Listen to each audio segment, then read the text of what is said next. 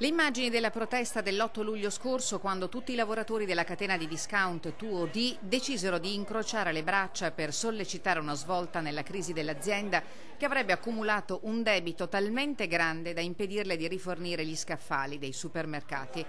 400 punti vendita in Italia, di cui 16 in Veneto, e un organico complessivo di 1853 dipendenti, di cui un centinaio occupati nei punti vendita veneti.